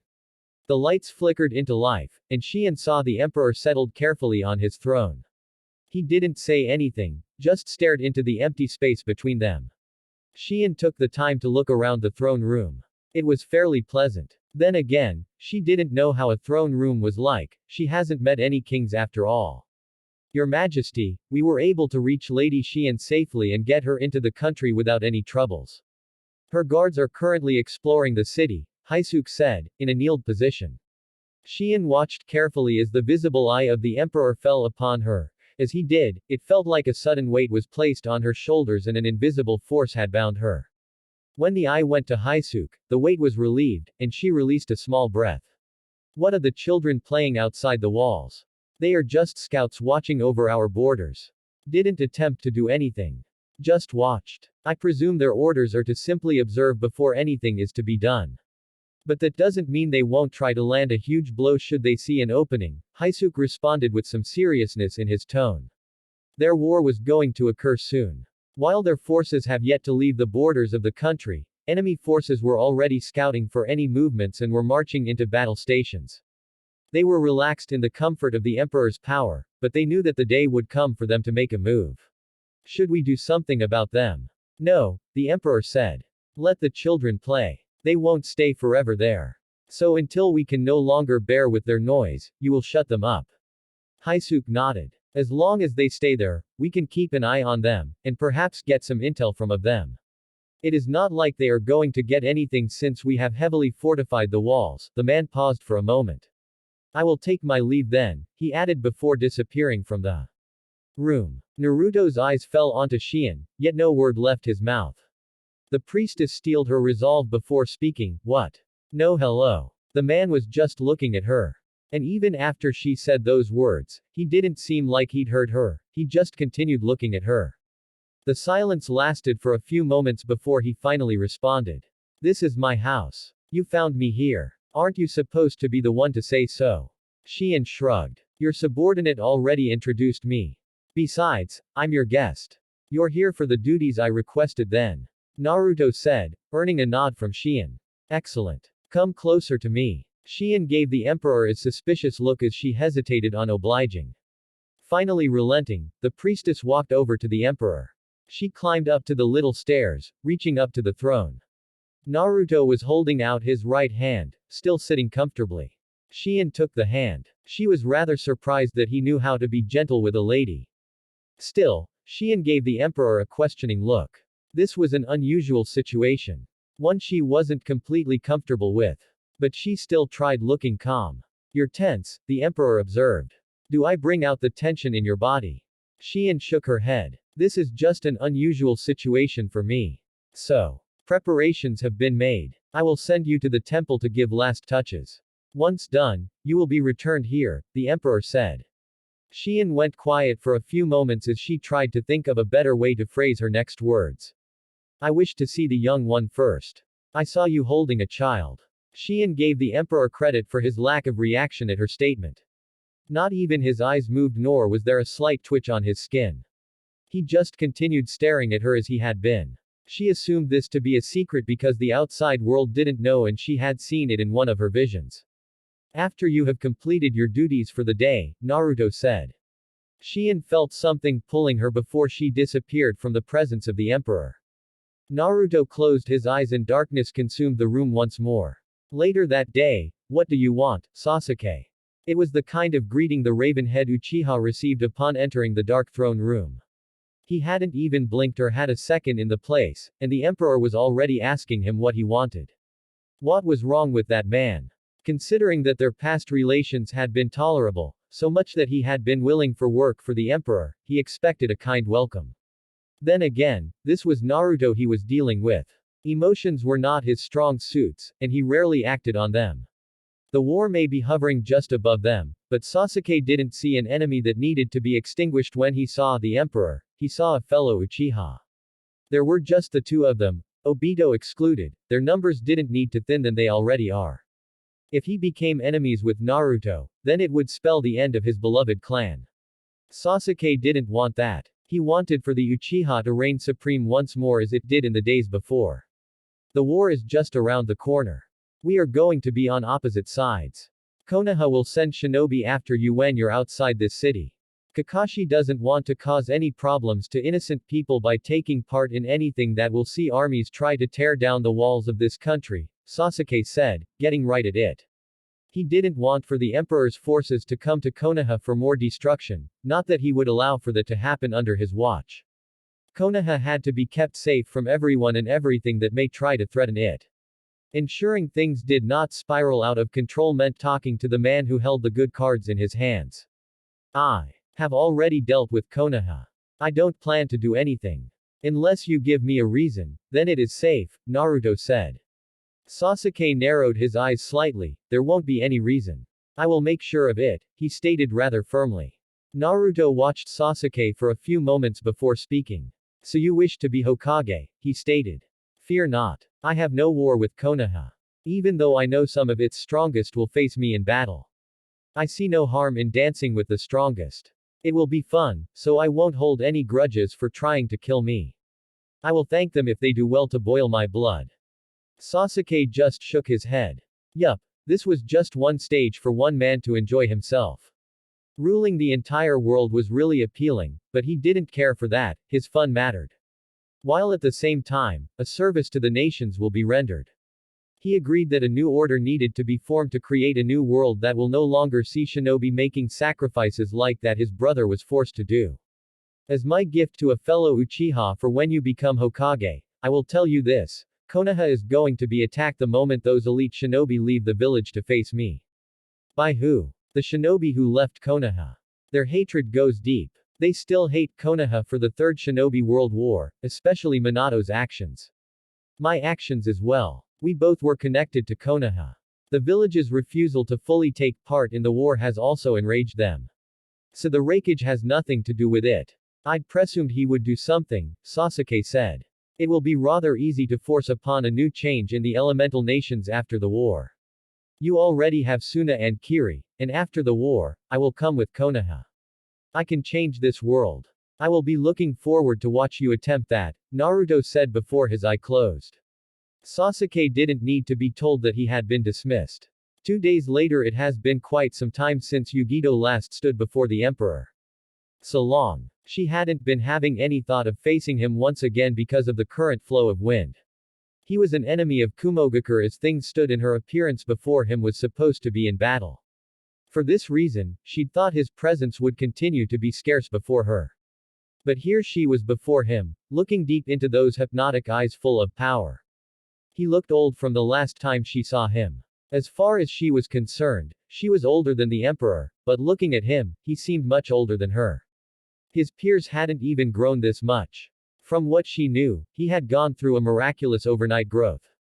It was without reason as none were given.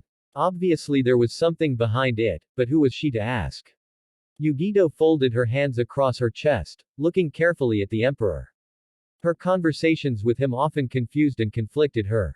Her past meetings didn't leave better impressions on another worry-free talk with him.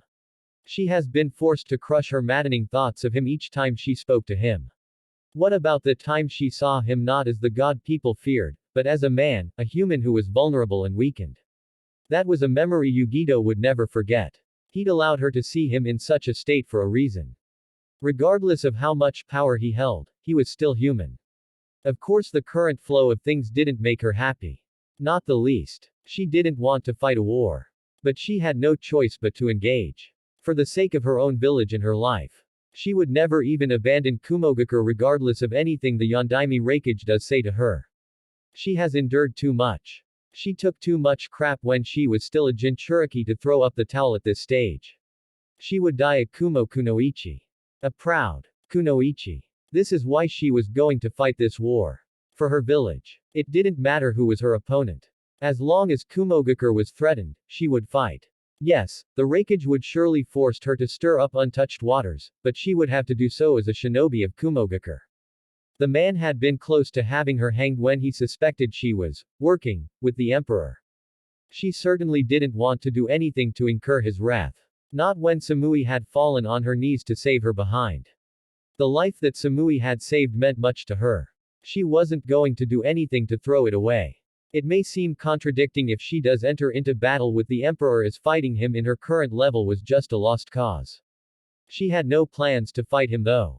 Even though she knew Samui would never allow for Naruto to harm her, she wasn't planning to engage him. Things could as well remain civil despite the unmasked animosity between him and the Reikage. Well, it seemed one-sided from A's side though. But that was besides the point. It would tear Samui apart if she, being Samui's friend, and Naruto being her husband, were to fight. Because Yugito didn't want that, she could stand before the emperor. I thought I would be seeing Samui, not you, Yugito said. She wasn't complaining though. Still, it is risky for me to be even here.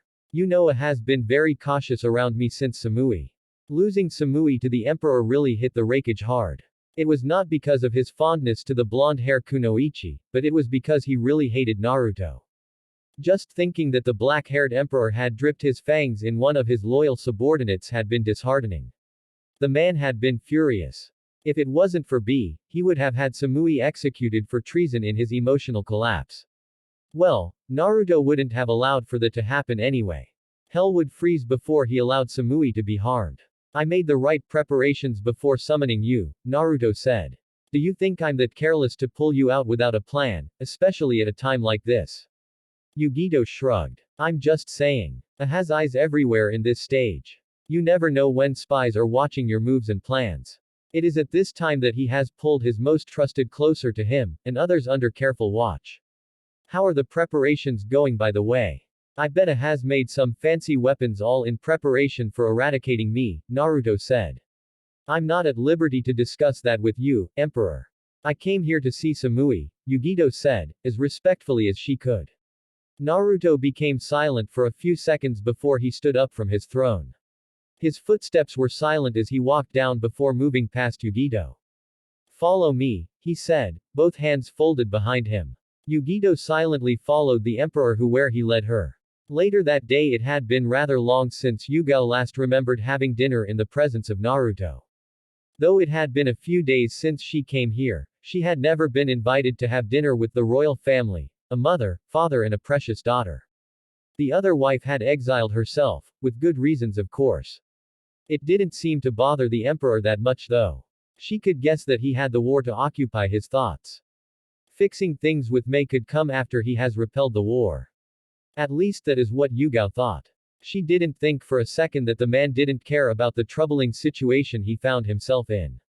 He may appear as if he doesn't, but Yugao knew him too well to say he was that careless. She wasn't the only one who was invited to the royal family's dinner table, a very pregnant Guren, Shinji and Haisuke. The latter two were two most trusted subordinates of the emperor. If Naruto could trust someone to take care of things, it would be those two. That said, Yugao was not surprised to see them eating alongside the emperor and Samui. She also knew that the two generals worked zealously for their emperor and would no doubt die for him, if it was necessary. Yugao didn't see the emperor in any situation he had to sacrifice his subordinates in order to live or succeed in anything though. Looking at Naruto, Yugao couldn't help but note how human he looked. It was like that time they both went to get some ramen in Konoha and silently ate at the ruins of the old Konoha. It had been nice, even though not much was said between them. Naruto's eyes met with Yugao's for a moment, and she was sure that he was going to comment on her glances, but he didn't say a word, just looked back at his food and continued eating. Now the purple-haired former Anbu had the urge to raise a curious brow. It wasn't like Naruto to keep his thoughts to himself. He always liked saying whatever it was that came to his mind. You're awfully quiet, Yugao finally said, causing everyone to turn their attention to the emperor for a brief moment. I'm mulling over the future, Naruto said. He looked at Yugao for a moment before his eyes left for the plate in front of him once more again. Besides, can't you people talk without me getting involved? Yugao shrugged, we can. But I'm not familiar with anyone here other than you to be striking conversations out of nowhere. Shinji added his own thoughts. I figured since we were called here, you had something to say to us. Haisuke nodded, my thoughts exactly, he said. But I think we don't have to be familiar with each other to strike conversations. I mean we are all here and have gathered here because of His Majesty, that is something to talk about. Gurren took a moment of pause from shoving the green food down her throat and looked at the Emperor for a moment as she spoke, what about the future? It looks set up for great things as things stand, she said. That is how it appears, Naruto said. But I have to think deeply about it, in case something unexpected happens. His eyes looked at each of them briefly, looking at no one in particular as he spoke. In this empire, I trust all of you the most. You all know me well, and have worked with me well. Samui just continued to eat silently, looking as if she wasn't interested in the conversation, but her ears were as attentive as the others. This was one flow of words she had yet to have with her Naruto. He has been thinking a lot in the past days while locked in the darkness of his throne room. She never bothered him, but chose to allow him to process everything on his own pace. What about the Mizukage and the Cage? Gurren asked. Mei was his wife, surely she had to be here as his trusted, and the Cage was a good person as far as she could tell. Naruto had even trusted the two with creating healthy relationships with other nations for the empire. He had to have had some level of trust in them. Gaara is not technically a part of this empire, he is an ally. I do trust him. And Mei of course. But due to overwhelming difficulties that have surfaced, she couldn't be here, not that it was unnecessary for her to be here. Karen should have been here, but there is something she is doing in the whirlpools. She should return tomorrow nevertheless, Naruto said, a bit calmly. Haisuke nodded. Shinji and I are in charge of the Royal Guard and Special Corps. We're also in charge of ensuring the safety of the royal family. Gurren is, real, minister of the empire, while these other two are family, he said. A trusted circle of leadership within the empire, Shinji concluded. Naruto nodded, accepting both the speaker's words. Gurren, when this started, I called upon you and centered the founding of the empire on your shoulders. You did well. Much better than I'd anticipated. For that, I thank you for everything you have done for me, and for this kingdom. Shinji, Haisuke, I thank you for everything. I hope you heard that well, because I will not repeat it. A small smile graced Naruto's lips. There is not need to thank us Heike, Shinji and Haisuke said simultaneously. We did what we did because this power we have, you gave to us. You gave us something to do. We have people we care for, people we want to protect, a place we call home, all because of you. Haisuke said. Nevertheless, we thank you for your kind words. It makes us happy to know that you appreciate our efforts, and trust us. Shinji added before Haisuke concluded. We will continue to work for you earnestly. Naruto nodded, with that small smile. That will be much appreciated, generals, he said. Yugao, I learned to love because of you. You did me good, even though I did not return the favor. I will, however, remain grateful for all you did for me. Silence welcomed the emperor's words. Samui broke her silence, seeing that the others were overwhelmed by Naruto's tone, which possessed a level of emotion in its softness. She guessed they'd never seen him so human. Is this what you've been thinking about? What does it has to do with the future anyway? Samui asked softly. Samui understood that this was probably going to be the leadership of the country. She understood that Naruto had never made his subordinates feel appreciated before and it had to be done one day. for their confidence and support. Perhaps this was a better time than any to boost their trust in the emperor. They had a war coming up. The seeds were already planted. They had to fight soon. Instead of the future, shouldn't we discuss how we're going to deal with the current issues? Most of the nations are out for your head because of your proclamation.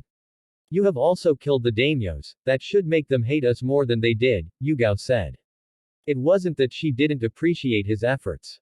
She did. But the present was not a done deal. It had puzzles that needed to be solved. They had to survive now and they would be able to freely talk about the future.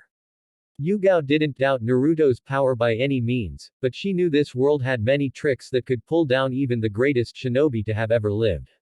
The present poses no threat to our future. I cannot fail. I cannot afford to, Naruto said firmly. Besides, the daimyos are not out of commission. They are just out temporarily disabled. I had to do something to ensure that they understood and so that I was taken seriously. I'm not sure, they will be of use after the war though. Yugao shook her head. Unbelievable, she uttered. Gurren ignored that word and looked at the emperor. What do you think about the future? Surely you have been planning something. I care not for the state of the world. But I'm rather focused on the empire. However, for the empire's peace, the outside has to be in order. This is why I have deemed the war a necessity, Naruto said. After the war, we will have people hating us. But we will not become tyrants. The empire and its allies will just become the main force in the elemental nations. For this reason, we will have to be careful with our actions afterwards because we don't want another war. That said, I want to put the final pieces into the structure of the empire. I have already told you that if there was such a thing as nobility, you two became nobles, Naruto said to Shinji and Haisuke. Gurren, that has you included. You will continue to be prime minister, your children shall occupy that post. The royal family will continue to own the country. Your family will be responsible for leading this empire. Naturally, the king will come from my side. Naruto looked at Shinji. I understand you and Gurren are one. But what Gurren has done cannot be accounted as the same as you have done. For this reason, you will be given your own separate reward. Aside from your current duties, your family will be given a land, closer to the Valley of the End. After the war, we will create another village there, which your family shall lead. The emperor turned to Haisuke, adding to your current duties, your family will become leaders of the City of Sound.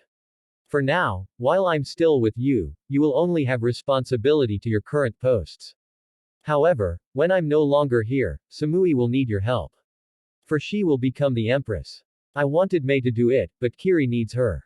Naruto's words were greeted with a dead silence. It lasted for a few minutes as everyone digested what he had said. Naruto, Yugao started carefully. What do you mean when you're no longer here? Naruto smiled. It was a rare small sad smile. I will be with you for a little while longer. But a time will come where you will have to protect this empire on your own.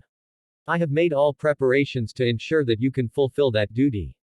I'm afraid that due to the damage I will take during the war, I will only be able to preserve this frail body for a little while longer. The emperor stood up.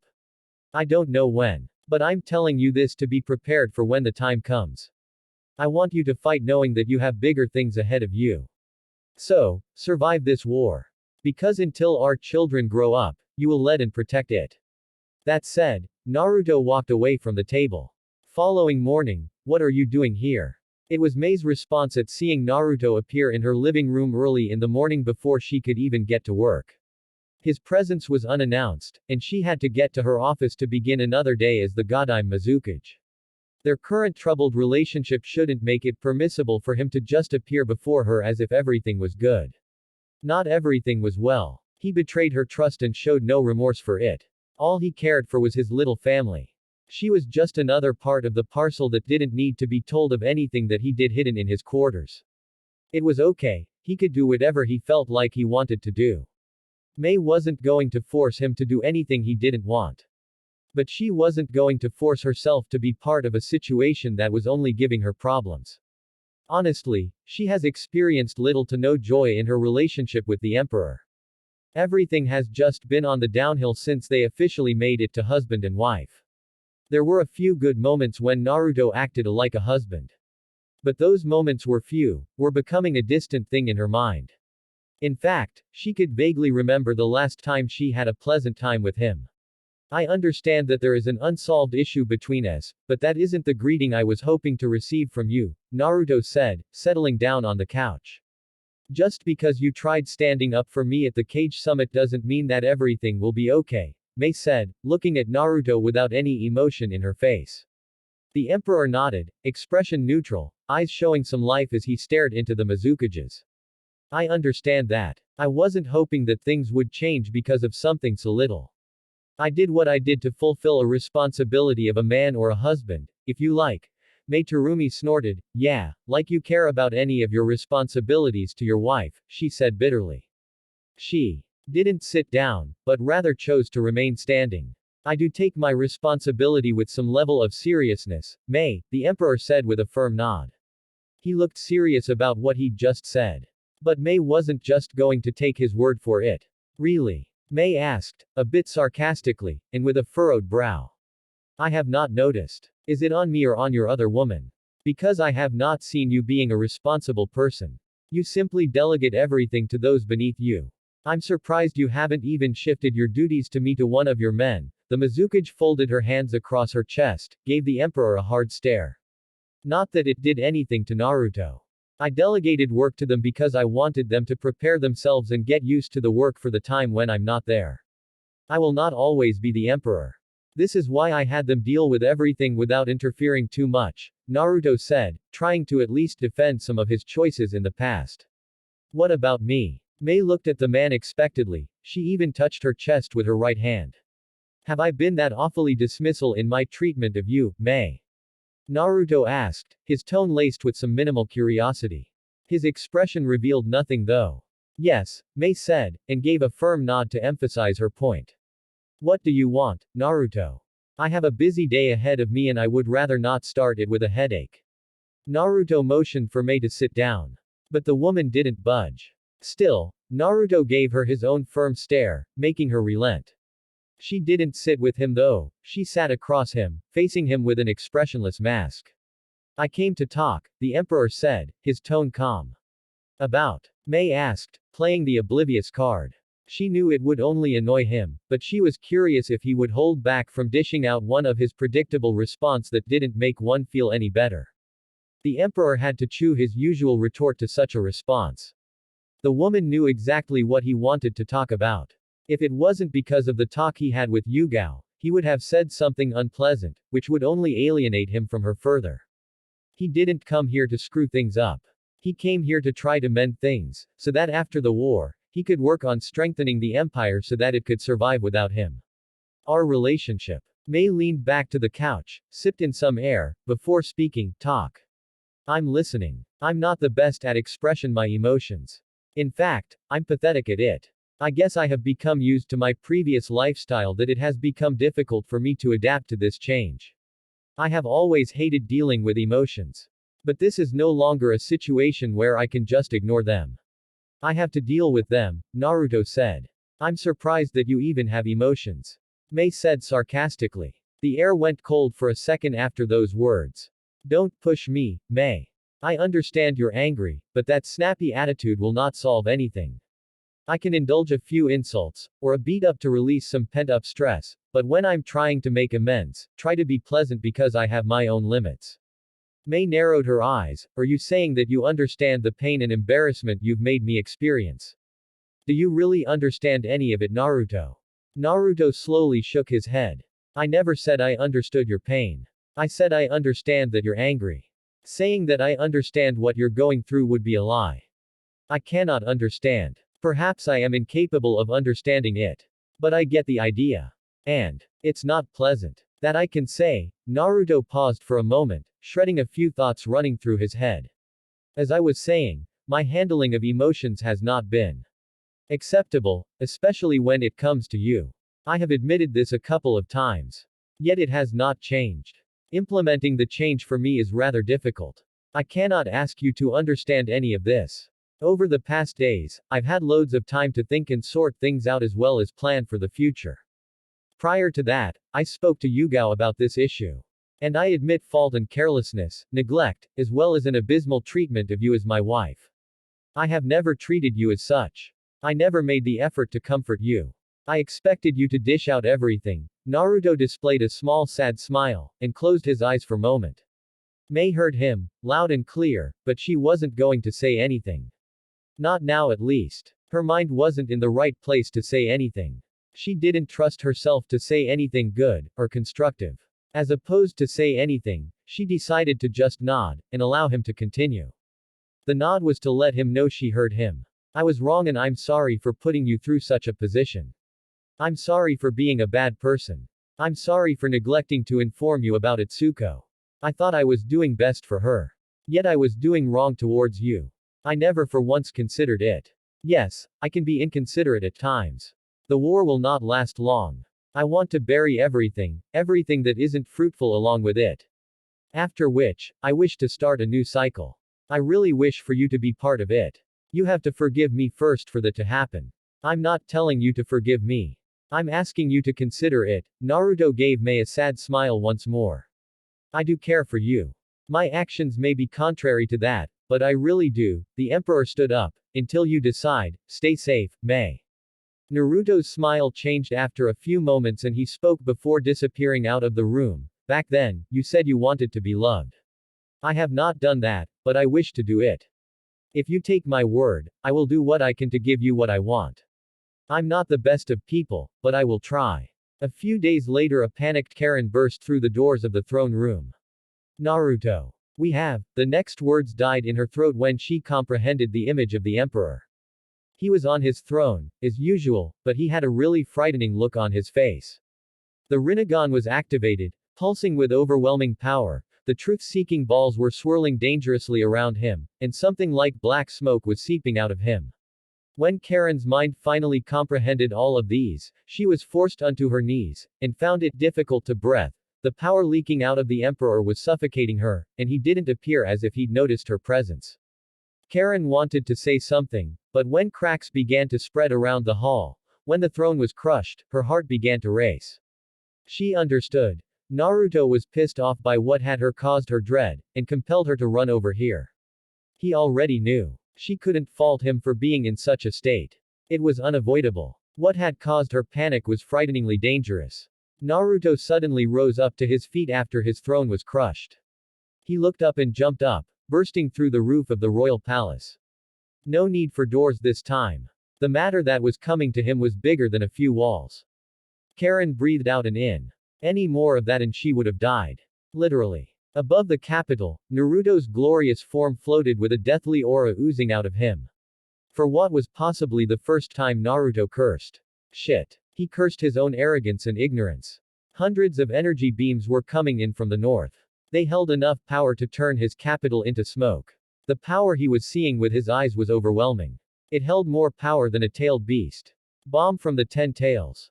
It would be much more catastrophic than having the meteorites he dropped on Konoha drop on his home, if he allowed those beams to hit it.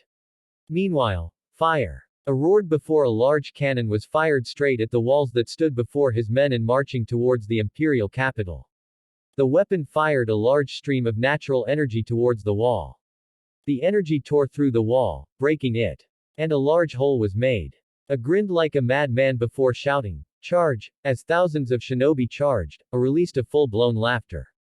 Ha ha ha ha ha ha ha, how he wished he could see the look on the emperor's face. His plan was just brilliant.